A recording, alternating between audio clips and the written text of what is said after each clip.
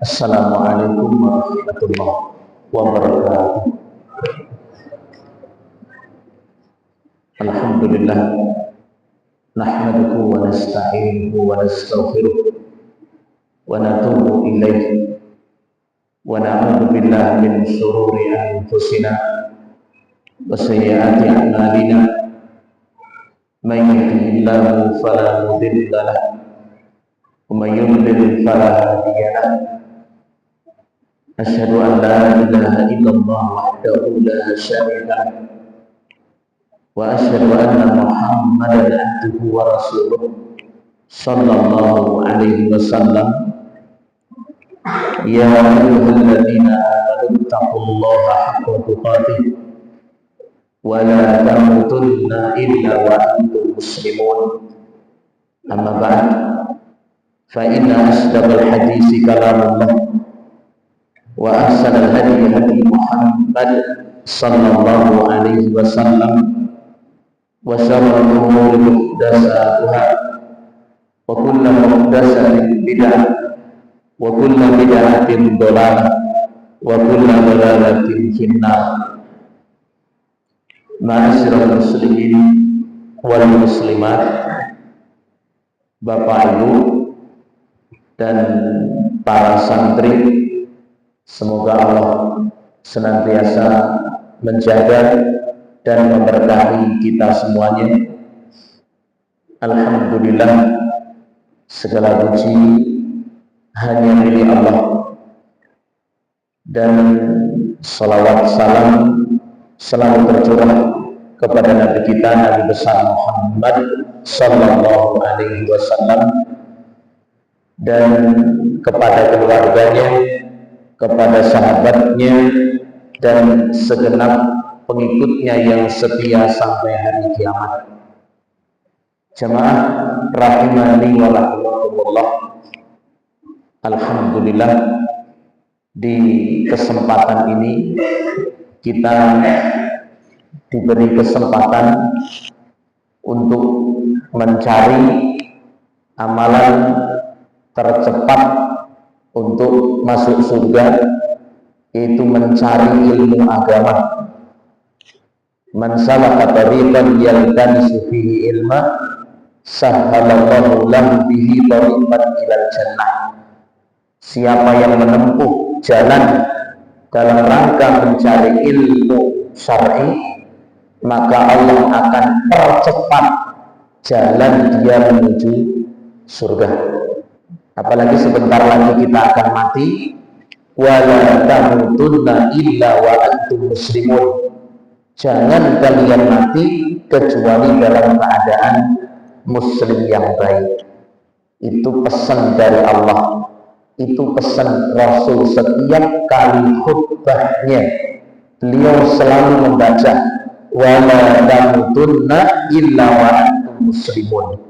Jangan kalian mati kecuali dalam keadaan muslim yang baik. Jamaah kaum muslimin wal muslimat dan para santri rahimani wa rahimakumullah. Sebentar lagi insya Allah kita masuk bulan Sya'ban. Ini di penghujung bulan Rajab. Ketahuilah saudara-saudara sekalian, bulan Rajab, bulan Sya'ban ini bulan istimewa menurut Rasulullah Shallallahu Alaihi Wasallam. Disebutkan dalam hadis Nabi Shallallahu Alaihi Wasallam, "Dzalika syahrun yaghfulun nasu anhu." Bulan Sya'ban adalah bulan yang banyak manusia lalai. Jadi bulan Sya'ban banyak manusia itu lalai. Baina Rajabin wa Ramadan. Bulan Sya'ban itu terletak antara Rajab dengan Ramadan. Wa huwa syahrun turfa'u fihi al-a'mal ila rabbil alamin. Padahal bulan Sya'ban adalah bulan diangkatnya amal-amal hamba kepada Allah Subhanahu wa taala. Wa uhibbu ayyurfa'a amali wa ana shaim. Dan aku suka diangkatnya amal-amalku ke langit dalam keadaan aku berpuasa. Jamaah azanallahu iyyakum jami'an, amal kita dalam setahun diangkatnya di bulan Sya'ban. Mari jangan kita tutup bulan Sya'ban nantinya memasuki Ramadan dengan banyak catatan amal keburukan. Bulan diangkatnya amal-amal yaitu bulan Sya'ban. Sehingga Nabi Shallallahu Alaihi Wasallam di sini menyukai amalan ketika diangkat beliau dalam keadaan puasa. Beliau dalam keadaan apa? Puasa. Berarti ada satu sunnah yang disunnahkan di bulan Sya'ban, yaitu asyam, berperbanyak puasa, memperbanyak puasa sunnah. Ibunda Aisyah radhiyallahu anha menceritakan, fama ra'aitu Rasulullah sallallahu alaihi wasallam aksara siyaman minhu fi Sya'ban. Aku tidak pernah melihat Rasulullah sallallahu alaihi wasallam paling banyak berpuasa kecuali di bulan Sya'ban. Itu sunnah Rasulullah sallallahu alaihi wasallam. Ya, ketika Nabi ditanya banyak puasa karena bulan Sya'ban, bulan diangkatnya amal. Ini sebelum Ramadan, Pak ya. Kalau sudah takut Ramadan, nah malah Sya'ban puasa, tambah nggak cepet lebaran malah.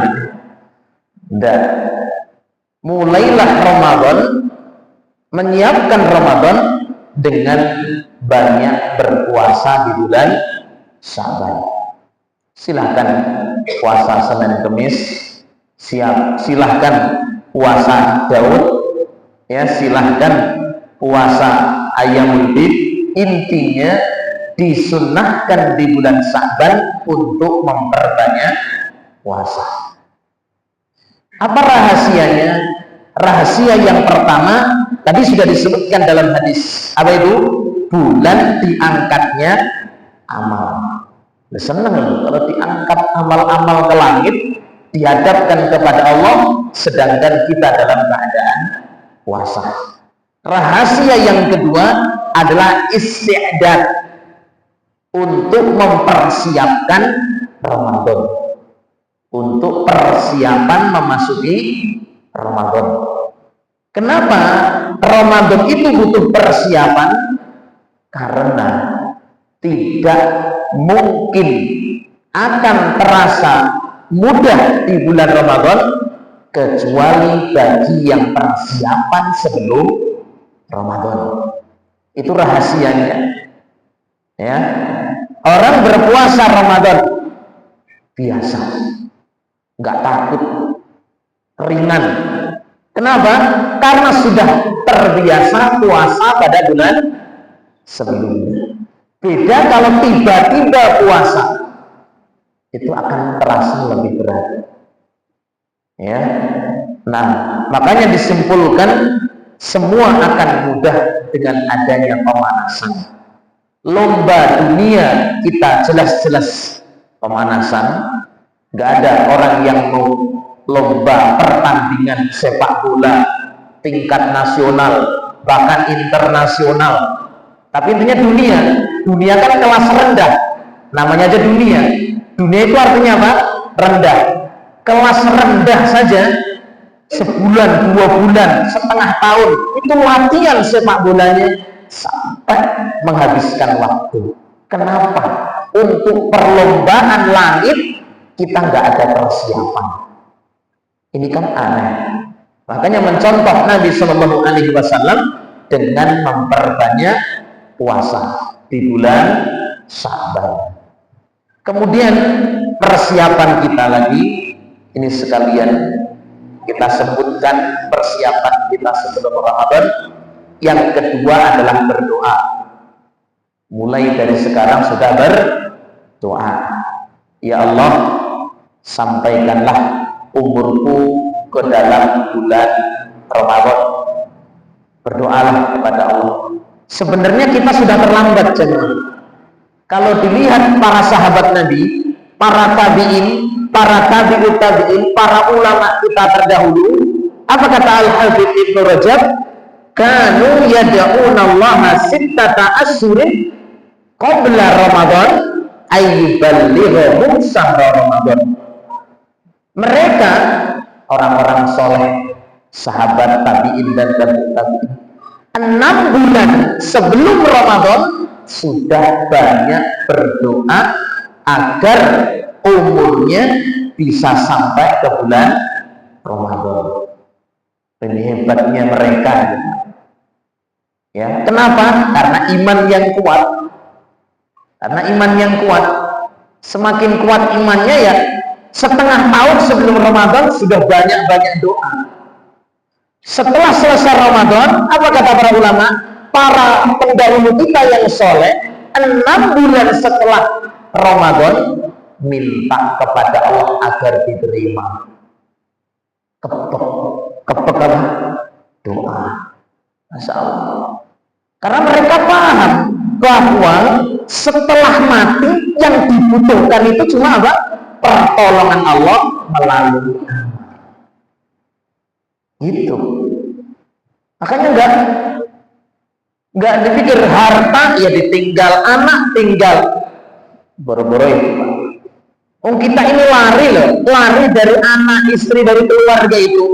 Yauma yafirrul mar'u min akhihi wa ummihi wa abihi wa sahibatihi wa banihi likulli imri'in minhum yauma idzin sha'nu yughnihi. Pada hari itu seseorang itu lari dari saudara istrinya, dari saudaranya, dari ibunya, dari bapaknya. Padahal namanya sudah lama tidak ketemu dengan orang-orang yang kita sayangi, kangen jelasnya. Tapi besok ngeri malahan kalau bertemu dengan saudaranya. Kenapa? Tanggung jawab. Yang dipikirkan adalah bekal yang menyelamatkan dengan izin Allah Subhanahu wa Ta'ala. Makanya wajar mau Ramadan itu sudah gembira dan minta sama Allah untuk dikasih bulan tersebut. Wajar. Kalau kita mungkin biasa aja. Dari dulu memang apa? Ramadan gitu-gitu aja. Tidak ya. Tapi kita usahakan jamaah azanallahu iyyakum jami'an, sebelum kita mati, mari persiapkan apa yang akan kita bawa setelah mati. Sungguh menyesal betul. Sungguh betul-betul menyesal jamaah. Sungguh. Ya, disebutkan dalam Al-Quran, kemarin sudah ana sampaikan jemaah. Orang kafir saja, orang kafir itu menyesal. Ternyata juga orang mukmin juga ikut menyesal. Kalau orang kafir menyesalnya nggak ada ampun. Kalau orang mukmin menyesalnya apa? Ketika Allah pamerkan balasan-balasan, mereka baru menyesal. Kenapa? Kalau tahu balasannya kayak gini, pasti saya usahakan. Masya Allah, itu kan penyesalan coba. Kayak kita persis ya. Kita kalau misalkan datang ke masjid ini nggak tahu kalau ternyata bagi-bagi sembako, ya minyak 10 liter, beras 1 ton, kira-kira nggak dikabari, ternyata nggak hadir misalkan begitu. Yang nggak hadir gimana kalau dikabari? Gimana Pak? Kalau tahu kayak gitu pasti saya datang. Ya, kalau tahu berarti nyesel. Padahal itu cuma satu cuil cipratan dari urusan dunia. Besok balasan di akhirat, masya Allah, mala ainun ra'at, wala udhunun sami'at, wala khatara ala qalbi basar. Kata Nabi Shallallahu Alaihi Wasallam, balasan di akhirat tidak pernah dilihat oleh mata, tidak pernah terbesit oleh hati, dan tidak pernah terdengar oleh telinga. Saking luar biasa. Dan itu khusus orang yang beriman. Kalau yang nggak beriman, yang nggak mikir seperti itu. Jamaah kaum muslimin wal muslimat rahimani wa rahimakumullah. Persiapan pertama apa? Latihan puasa. Ya. Yang kedua apa? Apa tadi? Berdoa untuk bisa sampai Ramadan. Yang ketiga adalah ilmu tentang Ramadan. Diingat-ingat lagi, dipelajari lagi. Yang ketiga apa? Membiasakan amal soleh. Ya, bahkan disebutkan oleh Al-Hafidz Ibnu Rajab, bulan Sya'ban itu syahrul qurra, bulan melatih untuk membaca Quran, persiapan Ramadan. Ya, kalau nggak persiapan di bulan Sya'ban, jelas Pak mesti lesu, lemah, bosen, ngantuk, gambarannya mengerikan. Pokoknya Ramadan itu sudah bulan yang susah ya, susah nggak Ridho? Syukur senyum. Masalah kalau para ulama luar biasa. Jamaah azanallahu wa iyyakum jami'an. Para ulama juga mengatakan bulan Sya'ban itu sebagai syahrus saqi, bulan untuk menyiram, bulan untuk memupuk. Sedangkan Ramadan bulan untuk panen. Bulan apa ini? Ramadan panen. Lah kalau sebelumnya nggak tanam, nggak persiapan, Ramadannya cuma apa nih? Nggak panen, nggak under panen, nggak dapat. Jemaah azanallahu wa iyyakum. Yang terakhir, persiapan sebelum Ramadan adalah taubat. Bertaubat. Kenapa? Ramadan itu bulan yang disucikan, bulan yang dibelenggu itu setan di kalangan jin. Makanya jangan aneh Pak, bulan Ramadan lo kok malingnya malah pada gencar Ustaz. Ciri setannya di belenggu, setan bentuk manusia sing seujul. Ya. Nah, habis setan-setan dalam jin gedengkot yang dibelenggu oleh Allah Subhanahu wa taala. Jadi bulan kemudahan, sudah dimudahkan masih juga sulit, inilah wujud setan bentuk manusia. Semoga Allah lindungi kita semua. Taubat, suatu yang suci, yang bersih. Kalau yang memasuki itu orang yang kotor, pasti susah. Kira-kira bisa masuk nggak Pak? Ini masjid sudah dibersihkan, sudah pel, sudah wangi. Ini ada orang 1 bulan nggak mandi, jorok, kotor, gelisah nggak masuk ke sini?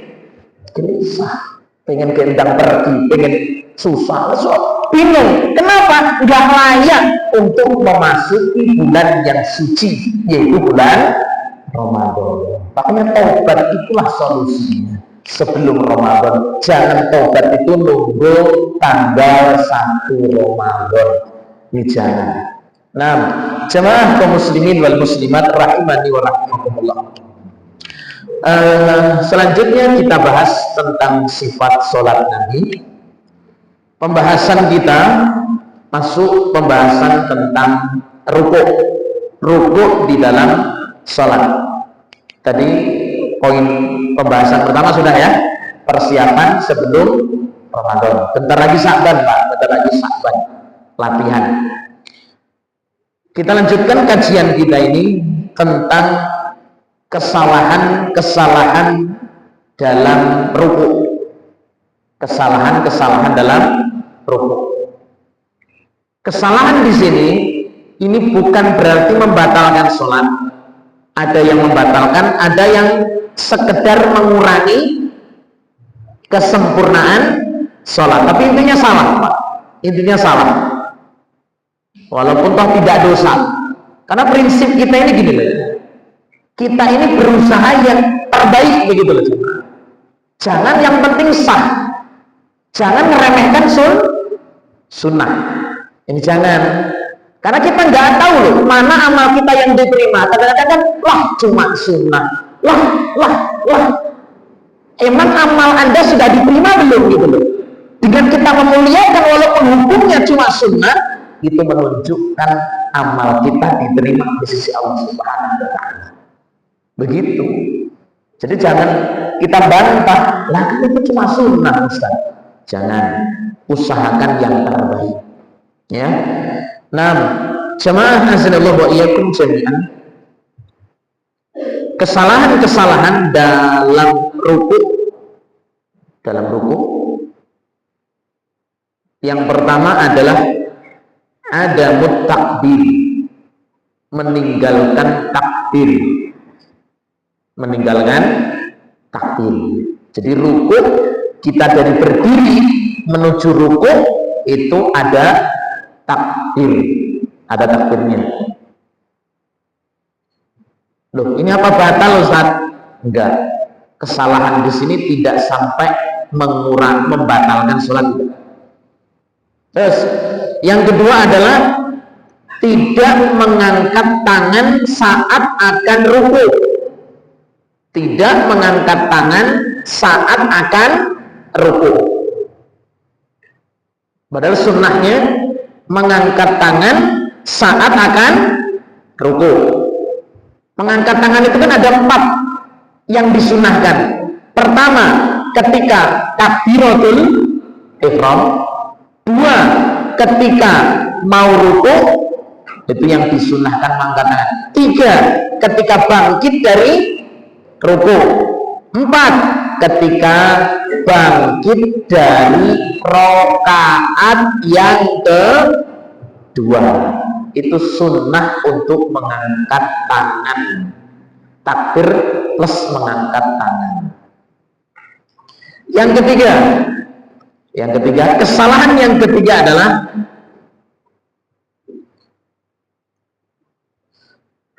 keliru dalam tata cara mengangkat tangan. Keliru dalam tata cara mengangkat tangan. Apa yang keliru? Yang keliru ini saya tadi tidak katakan mungkin batal banyak. Dalam hadis Nabi Sallallahu Alaihi Wasallam, Nabi SAW mengangkat tangan. Cara yang pertama, tinggi tangan sebahu, sejajar. Yang kedua, Nabi pernah sejajar dengan daun telinga. Loh Ustaz, ada yang angkat tangan segini, ada yang muter-muter, ada yang malah belas nggak angkat. Oh, nah gitu ya. Apa batal Ustaz? Insya Allah nggak batal. Cuma karena tidak berusaha tadi mengikuti kesempurnaan sholat Nabi, mengurangi kesempurnaan sholatnya. Setinggi apa tadi? Sebahu, daun telinga. Berarti apa? Ada yang setinggi kepala, ada yang cuma ngangkat seperti nggak ngangkat, kayak malas ya. Ya. Kadang gini lah jamaah, ini diatur seperti ini bukan kita merasa benar, mesti kayak gini ya, mesti jawaban itu. Ketika diatur sunnahnya seperti ini, lah sok bener, enggak. Karena di hadisnya seperti itu, inilah yang kita tunggu. Jangan juga bantah gini, lah sok koyo Nabi, enggak bakal kita mirip sama Nabi. Siapa yang mirip sama Nabi ini? Bapak-bapak sekalian, siapa yang mirip? Belas. Aduh, tenang. Tapi perintah dari Nabi Shallallahu Alaihi Wasallam adalah sabbidu wa qaribu. Kalau tidak mampu, lempeng tenang, nggak mampu 100% itu cocok dengan Nabi, maka apa? Qaribu, mendekatilah. Bisa ya? Cuma mendekati Nabi. Lah, saya itu ya nggak bakal mirip dengan Nabi. Ya nggak bakal. Mau sampai sisiran, bedaan sama nggak bakal mirip dengan Rasulullah Itu salah. Tapi dekatilah praktek Nabi Sallallahu Alaihi Wasallam. Itu perintah beliau Sallallahu Alaihi Wasallam. Baik, kalau ini setengahnya, kemudian sedang telinga, yang kemudian apa? Tangan terbuka ke arah depan, tangan tidak menggenggam, tangan terbuka, tidak terlalu rapat, jangan merapat gini, tapi renggang sedikit, dan ke depan, ke arah kiblatnya. Itu cara mengangkat tangan. Nah, kalau gini Ustaz, Allahu Akbar. Tadi sudah dijelasin. Sampai harus niru sopo. Baik jemaah azanallahu wa iyyakum jami'an. Itu kesalahan yang ketiga. Itu tidak atau keliru dalam tata cara mengangkat tangan. Itu loh Pak. Ada orang itu yang ngomong sama saya, "Alah, apa tuh Mas kurusi tangan udah terupet gitu." Ya terserah sampai. Ya, karena kita ini kan mengaku cinta Nabi. Namanya cinta Nabi bukan setahun sekali tanggal 12 Rabiul Awal. Mencintai Nabi itu setiap saat dengan kita apa? Meniru Nabi semampu kita. Itulah bukti kita mencintai Rasulullah Sallallahu Alaihi Wasallam. Baik jemaah azanallahu wa iyyakum jami'an. Kemudian kesalahan yang berikutnya adalah rukuk bersamaan dengan imam, rukuk bersamaan dengan imam, berlambat dari imam, mendahului imam. Ini keliru sama. Kalau ini jelas keliru kalau ini ya. Kelirunya lebih besar. Orang yang bareng sama imam keliru. Misalkan ini imam rukuk ya. Ini imam nih. Allahu Akbar. Milu Pak. Bukan milu ini ya, bareng nih. Boleh apa boleh? Enggak boleh. Yang kedua, berlambat. Enggak boleh. Imam sudah Allahu Akbar. Ini sampai imam suwi nak moco. Akhirnya kalau sudah mau berdiri baru ikut. Ini juga keliru. Berlambat-lambat dari imam keliru. Ya. Yang ketiga yang keliru adalah mendahului imam. Imam belum rukuk. Kok suwi men ya, mau Al-Fatihah suwi, mau surat suwi. Allahu Akbar. Tenang aja, enggak salam bareng. Salam padahal tetap bareng. Tapi mendahului imam. Ya, entah mungkin karena apa lain seterusnya tidak boleh. Kalau mendahului imam, ini sampai ganti rukun yang berikutnya bisa batal. Berlambat-lambat sampai ketinggalan satu rukun itu bisa batal. Makanya apa? Yang benar, yang wajib adalah mengikuti imam. Mengikuti imam itu kalau sudah imam gerak, Allah, kita sudah mulai. Kalau enggak, ketika kita mendengar Allahu Akbar, kita baru mulai. Nah, begitu itu namanya mengikuti. Baik. Tapi Ustaz, ini kalau sholatnya cepat sedunia gimana Ustaz? Ini yang susah. Arep bareng iso, arep lambat-lambat malah salam dhisik. Kalau seperti ini, usahakan sholat di belakang imam yang masih bisa menjaga tumakninah di dalam sholat. Ya. Nah, kemudian jemaah azanallahu wa iyyakum jami'an, jelas ini ya, 3 hal yang keliru dalam mengikuti imam, ini keliru. Yang berikutnya adalah kesalahan yang berikutnya berlebih-lebihan dan meremehkan dalam lama dan ringannya rukuk. Ini nggak boleh. Berlebih-lebihan nggak boleh. Ya, meremehkan lama dan tidaknya itu juga tidak boleh. Jadi harus adil. Gitu ya. Kadang kalau sudah kadang rukuk suwi tenan. Lama betul. Sing boyok itu malah. Tapi jangan remehin. Nah, saya juga sholat rukunya Allahu Akbar, subhanallah. Ini justru pilihan rakyat. Keliru juga meremehkan seperti ini. Jadi tengah-tengah lah yang boleh, yang sedang itulah ya.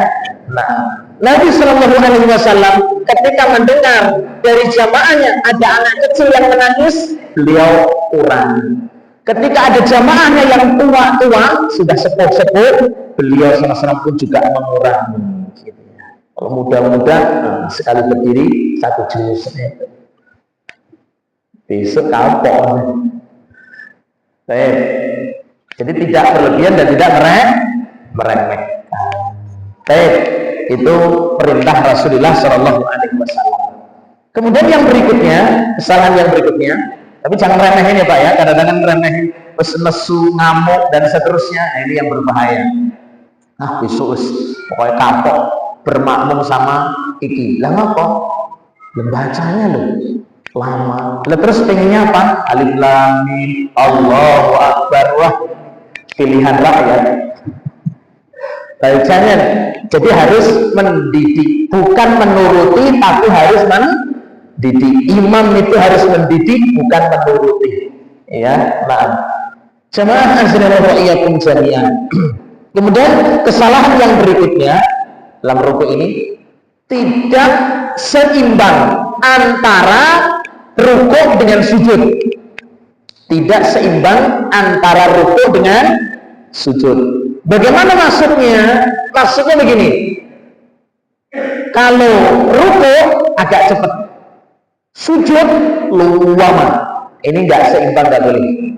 Jadi sunnah Nabi Shallallahu Alaihi Wasallam kalau rukuknya sedang, sujudnya juga sedang. Nah, begitu. Nih dalam hadis disebutkan, karena Shallallahu Alaihi Wasallam yaj'alu ruku'ahu wa qiyamahu ba'da ruku' wa sujudahu wa jilsatahu qariban minas sawa. Ini dalam hadis riwayat Bukhari dan juga Muslim. Nabi diceritakan apa? Salatnya Nabi, rukuk, i'tidal dan sujudnya itu hampir sama lamanya. Jadi keliru, sujud yang rakaat terakhir lama gitu. Kadang-kadang gitu ya. Sujud rakaat pertama biasa, rakaat kedua biasa, rakaat ketiga biasa, rakaat keempat lama banget. Ini bukan sunnah. Yang sunnah kalau niatnya lama, ya lama semua. Niatnya sedang, ya sedang semua. Niatnya cepat, waduh ini cepat, ini ditanyain cepat yang kadar bagaimana? Jamaah azanallahu wa iyyakum jami'an. Nah begitulah sunnah Rasulullah sallallahu alaihi wasallam. Jadi jamaah Bapak Ibu, semoga Allah merahmati semuanya. Sujud kenapa suruh lama? Karena waktu mustajab untuk berdoa. Kalau rukuk boleh nggak baca doa? Boleh. Rukuk memperbanyak zikir boleh? Boleh. Subhana rabbil azim yang wajib 1 kali. Sunnah 2, sunnah 3. Boleh juga lebih dari 3. Jadi kadang-kadang ada yang tanya. Ya, pernah saya juga dengar. Ustaz kok rukuknya suwimen loh. Bukan Ustaz, Mas. Ya, masih Mas saya, Pak. Ya, rukuknya suwimen loh. Lah terus kentaan sing diwaca. Sudah kehabisan yang dibaca. Perintah Nabi SAW itu perbanyaklah bacaannya. Silahkan. Subhana rabbil azim, subhana rabbil azim, subhana rabbil azim, subhana rabbil azim. Tuh, 20 kok ya imamnya rakang-rakang. Kesuwen berarti ini Pak. Boleh. Jadi jangan nganggur. Lisan ini jangan diem, jangan nganggur. Senantiasalah untuk mengagungkan Allah Subhanahu wa ta'ala. Ditambahin doa silahkan. Yang nggak boleh ini kesalahan yang berikutnya, rukuk dan sujud membaca Quran. Ini yang dilarang oleh Rasulullah SAW. Jadi rukuk nggak boleh baca Quran, sujud nggak boleh baca Quran. Nah, jelas ya. Kemudian yang berikutnya, kesalahan yang berikutnya jamaah adalah menoleh. Kalau menoleh, tengok-tengok, ngelirik-ngelirik selain dari arah depannya. Biasanya nolehnya kemana? Ke atas, kanan, kiri. Ya kalau nggak ada hajat jangan, kalau nggak ada kebutuhan. Boleh toleh-toleh. Ya, ini nggak boleh. Kecuali kalau ada hajat.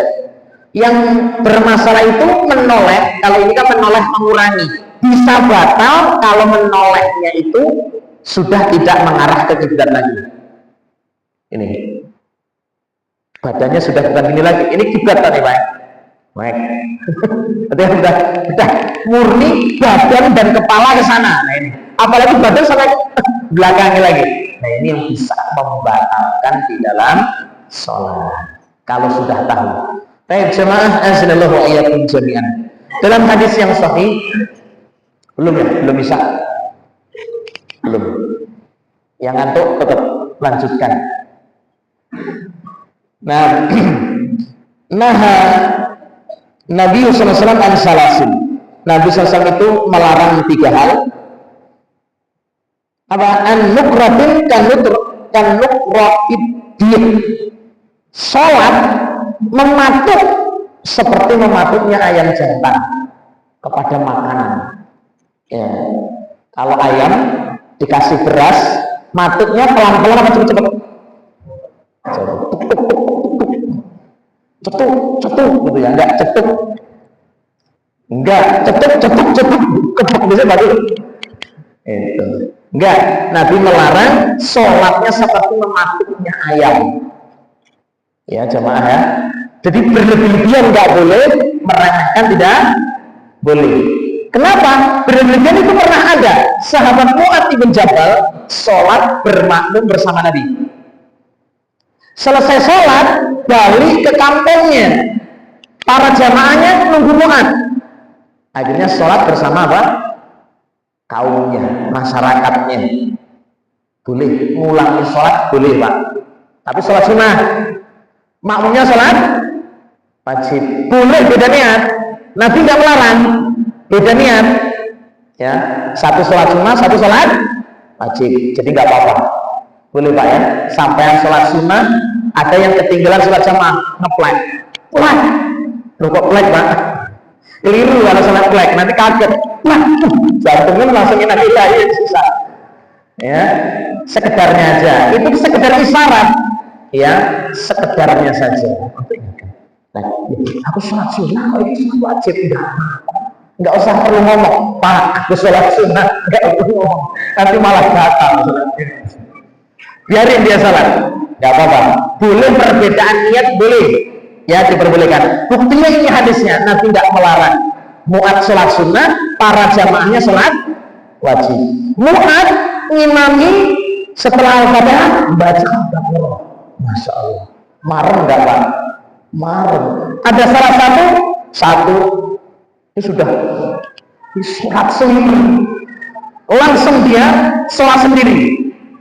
Jamaah belum selesai, langsung batalin sholat apa? Sendiri. Wah, Mu'adz selesai sholat, dilaporkan tadi ada satu orang nyempal dari jamaah sholat sendiri. Apa kata Mu'adz? Munafik ini kan? Munafik, tak laporin sama Nabi. Orang ini juga nggak terima, tak laporin juga sama Nabi sampai. Tak laporin juga. Akhirnya Nabi SAW itu ngomong sama Mu'adz, afatanun anta, kamu mau buat fitnah wahai Mu'adz. Berarti berlama-lama, terlalu lama juga tidak boleh, meremehkan Nabi SAW pun juga tidak boleh. Pilih yang mana ini? Ya, yang pas sebenarnya. Bahkan yang ngeremehin Pak, sholatnya terlalu cepat di sini. Ini saya bacakan hadis ini. Ada seorang itu yang sholatnya sujud dan rukuknya seperti mematuk ayam. Apa kata Nabi Sallallahu Alaihi Wasallam? Lauma ta'ala hada ala hadihil ala halihi hada mata ala ghairillahi Muhammad. Kalau orang ini sholat cepat nih, yang mati masih seperti ini, meninggal bukan di atas ajaran Muhammad Sallallahu Alaihi Wasallam. Nabi nggak ngakui umatnya. Jadi sama-sama dilarang. Berlebihan dilarang, meremehkan juga kan? Dilarang. Harus milih ini. Jangan milih pilihan rakyat yang tercepat sedunia, sewenangnya rame-rame. Ya. Baik. Jamaah rahimani wa rahimakumullah. Kemudian tadi apa tadi? Dilarang sholat mematuk seperti mematuk ayam. Kemudian apa? Duduk ik'a. Duduk ik'a itu duduk seperti anjing, Pak. Nah, santri siapa yang bisa duduk seperti anjing? Kaki tegak, kanan kiri. Ini sujud atau duduk antara dua sujud. Mohon maaf, pantatnya di lantai. Sudah tergambar ya? Ini dilarang. Duduk ik'a ini dilarang. Ya. Kemudian yang berikutnya adalah menoleh seperti menolehnya serigala. Jadi nggak boleh sholat sambil oleh tingak-tinguk. Ya. Kemudian yang berikutnya larangan ketika rukuk lagi adalah terlalu membungkuk. Sholatnya bukan lurus begini rukuknya, tapi terlalu mendengkluk, merunduk. Larangan yang berikutnya, kesalahan yang berikutnya, terlalu mendongak. Terlalu begini salah, terlalu mendongak juga salah. Tapi Ustadz gimana kalau goyok? Apa goyok bahasa Indonesia? Nyeri pinggang ya, nyeri pinggang. Rukuk apa enggak rukuk? Tetap rukuk semampunya, Pak. Jangan enggak sakit ya. Kalau masih mampu sedikit, rukuk sedikit nggak apa-apa, begitu. Tapi kalau sehat ya harus apa? Normal, rukuknya lurus. Bahkan disebutkan dalam hadis, kata para sahabat, kalau seandainya punggung Nabi diletakkan teko air, bejana air nggak tumpah. Berarti lurus apa? Bengkok? Nggak bengkok, lurus. Nah itu sunnah Rasulullah Sallallahu Alaihi Wasallam. Baik jemaah azanallahu wa iyyakum jami'an. Kemudian berapa menit ini? Atau ada yang bertanya sampai di sini? Tak kasih waktu, kalau ada yang bertanya silahkan. Tinggal berapa menit? 2, ya silahkan. Untuk kalau yang ada bertanya. Monggo Pak.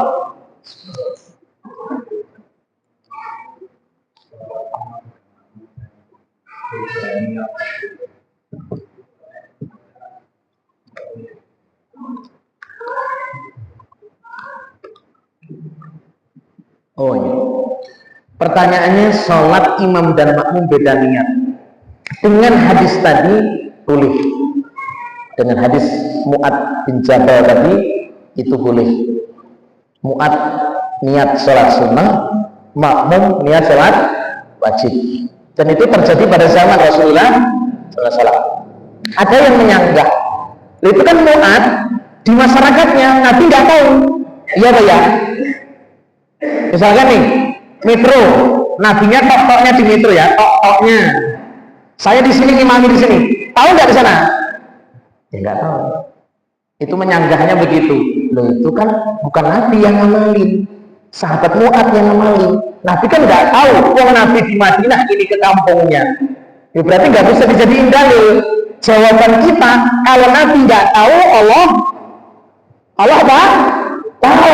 Nggak mungkin suatu kasus kesalahan yang terjadi zaman Nabi kok Allah tidak, pasti Allah turunkan wahyu untuk menegurnya. Ternyata nggak ditegur oleh Nabi, menunjukkan boleh. Bedanya itu masalah panjenengan safar, belum sholat zuhur, perjalanan nggak bisa berhenti karena lanjut Pak ya. Apalagi kendaraannya bukan milik kita Pak. Kalau kendaraan milik kita kok berhenti ya. Kalau milik orang nggak bisa. Kita belum sholat zuhur, nggak apa-apa. Nanti dijamak gandeng dengan sholat apa? Asar. Boleh. Kita berhenti di masjid menegakkan sholat asar. Kita mau niat sholat zuhur. Boleh nggak kita ikut nimbrung sholat asar? Boleh. Beda niat, boleh. Jelas ya? Nah, yang penting sholatnya sama, jangan beda. Ya, nah, begitu cepet-cepet salam duluan. Ya batal, tetap sama, niatnya yang berbeda. Baik, cukup ya Pak ya. Cukup sampai di sini kajian kita mengenal sifat salat Nabi Shallallahu Alaihi Wasallam. Mudah-mudahan ilmu yang kita pelajari bisa kita amalkan dan menjadikan amal kita bisa diterima oleh Allah Subhanahu Wa Taala. Kita tutup subhanakallahumma bihamdik asyhadu an la ilaha illa anta astaghfiruka wa atubu ilaik. Assalamualaikum warahmatullahi wabarakatuh.